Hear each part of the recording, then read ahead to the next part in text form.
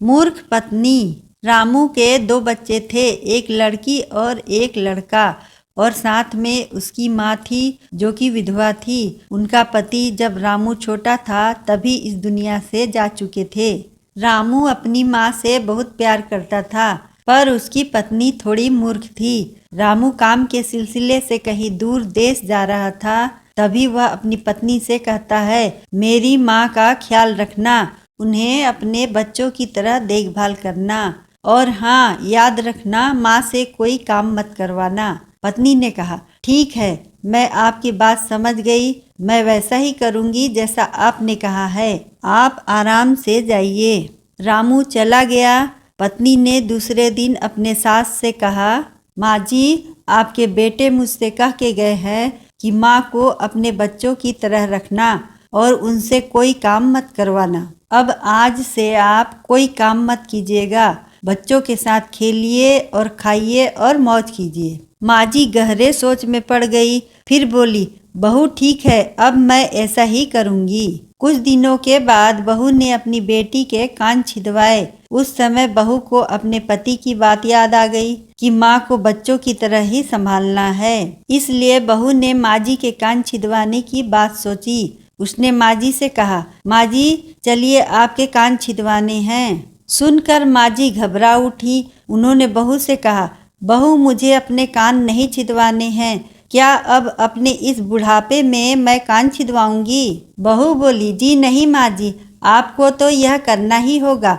मैं नहीं चाहती कि आपका बेटा मुझसे कुछ कहे, इसलिए आपको मैं अच्छे से देखभाल करूंगी। मेरी दोनों आंखें बराबर हैं, जैसी लड़की है वैसा ही आप भी हैं। माँ जी मन ही मन समझ गई और सुनार के पास बैठकर उन्होंने अपने कान छिदवा लिए। सुनार ने कान छेदे और कान में धागा भी डाला। बहू जिस तरह रोज रोज लड़की के कान में तेल लगाती थी, उसी तरह माँ जी के कान में भी लगाती रही। थोड़े दिनों बाद बहू ने अपनी बेटी के लिए बाली बनवाई तो उसे उसके पति की याद आई। फिर उसने माँ जी के लिए भी बाली बनवाई और कहा, आइए आपको यह बाली पहना दूं। माँ जी ने कहा, बहू मुझको बाली क्यों पहनाती हो? मैं बूढ़ी हूँ, मुझे इसकी ज़रूरत नहीं है। बाली तुम अपनी बेटी को पहनाओ, मुझको नहीं पहननी है।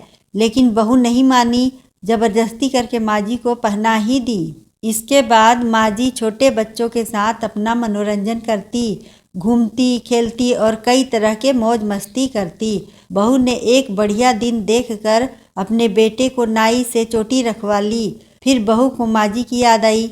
माँ जी बच्चों के साथ खेल रही थी, उन्हें वहाँ से बुलवा लिया और कहा, माँ जी आइए, नाई के सामने बैठिए, अपने लड़के की तरह मुझे आपके सिर पर भी चोटी रखवानी है। जब मैंने अपने बेटे की चोटी रखवाई है तो आपकी क्यों न रखवाऊं, इसलिए आप जल्दी आइए। माँ जी ने बहू को बहुत समझाया, पर बहू टस से मस न हुई। आखिर माँ जी नाई के सामने बैठी और उन्होंने अपने सिर पर चोटी रखवाई। बहू ने अपने बेटे के साथ जो किया वही माँ जी को भी बोला और वही किया। बाद में बहू रोज माँ जी की चोटी में तेल डालती, चोटी गुथती और सर पर ओढ़नी डालकर माँ जी को बच्चों के साथ खेलने के लिए भेजती। जब खाने का समय होता तो बहू उनको आवाज देकर बुलाती है। ऐसे ही रोज का हाल था। जब बेटा घर वापस आया तो सबसे पहले उसने बहू से माँ के बारे में पूछा कि माँ कैसी है और कहाँ है, मुझे उनसे आशीर्वाद लेना है। बहू ने बताया, माँ जी तो बच्चों के साथ खेल रही हैं, यहीं कहीं होंगी, आ जाएंगी। बेटे ने पूछा, क्या कहते हो? माँ गली में खेलने गई है। गली में तो बच्चे खेलते हैं। क्यों बुद्धू, माँ कहीं खेलने जाती है? बहू ने कहा, मैं तो माँ को खेलने भेजती हूँ। आपने कहा नहीं था कि माँ को बच्चों की तरह रखना?